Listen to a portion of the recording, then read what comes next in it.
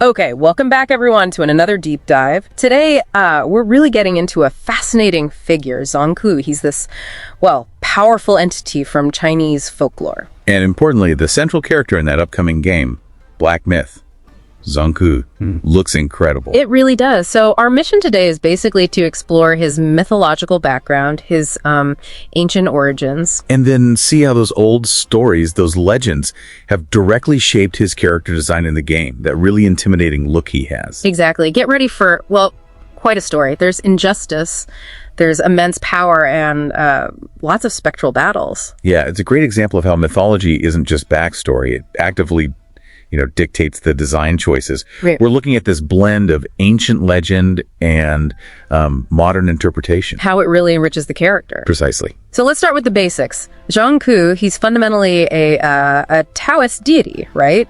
Known as a vanquisher of ghosts, evil spirits. A top-tier Ghostbuster, basically. Yeah. And that fearsome appearance you mentioned, it's not just for show. No, it's functional, designed specifically to intimidate, to repel malevolent beings. Absolutely. Think of it like a weapon in itself. The terrifying look, Yep. the eyes, the face. It's meant to scare spirits off on sight. A kind of embodied spiritual ward. And his own story is just so compelling and kind of tragic at the start. He was this incredibly brilliant scholar. Top of his class, destined for greatness in the imperial exams. But because of his appearance, which was considered, grotesque back then, Yeah, just horribly unjust. he was denied the highest honors he deserved. And in despair, he took his own life. Right there on the palace steps, some stories say. Such a harsh beginning, but that's not where his story ends, is it? It's actually where his real power begins. Right. The king of the underworld, Yan Luowang, Impressed by his integrity, his, scholarly virtue, even after what happened. he makes him the king of ghosts. Asked specifically to hunt down and capture unruly spirits, the ones causing trouble. So his tragedy becomes his mandate, almost. It really forms the foundation for everything, doesn't it? His purpose, his authority, even his look. It absolutely does. He understands injustice because he lived it. Now he judges the spectral realm. Okay, so let's pivot to the game, Black Myth, Zhong Kui.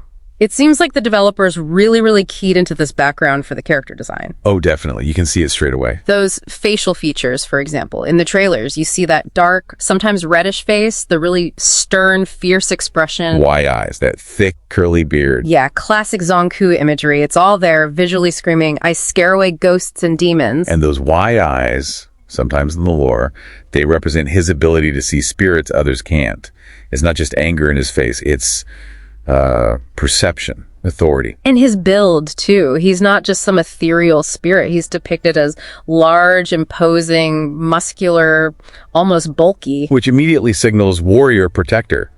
Yeah. But in that Souls-like game context, it also suggests a certain weightiness, Yeah. a deliberate, powerful combat style. Like every action has gravity. Exactly. The weight of his duty, maybe.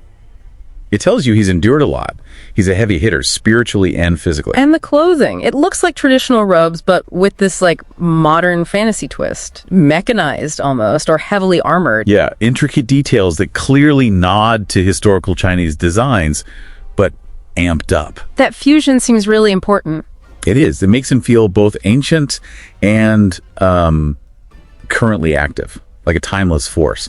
The armor suggests he's always ready, always on campaign against evil. Then there's the weapon. A massive ghost-slaying sword, naturally. Can't be the king of ghosts without the right tool for the job. But I also love that detail from the trailer and traditional art. Those little, almost goblin-like companions. His attendants, yes. Yeah. The small ghosts or demons he commands. They help carry his huge sword sometimes. They do, and that's such a brilliant touch because it visually reinforces his title, King of Ghosts. These aren't just, random minions, they're his subjects. It shows his dominion over the spectral realm without him saying a word. And adds a layer of complexity, too. He's not just a brute force, he's a ruler. So it really feels like Black Myth. Zhong Kui is doing more than just adapting a legend. They're meticulously interpreting it. Translating these ancient tales into something visually stunning and deeply resonant for today's audience is impressive work. A real masterclass in bringing mythology into the digital age, you could say. I think so.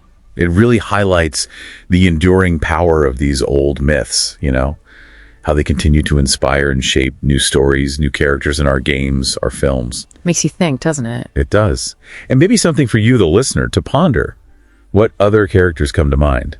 maybe from games or movies or books, whose whole design or story is just steeped in ancient legend like this. And does knowing those roots, like we explored today with Zhong Kui, change how you see them? Does it deepen that connection? Definitely something to mull over. We'll leave you with that thought until our next deep dive.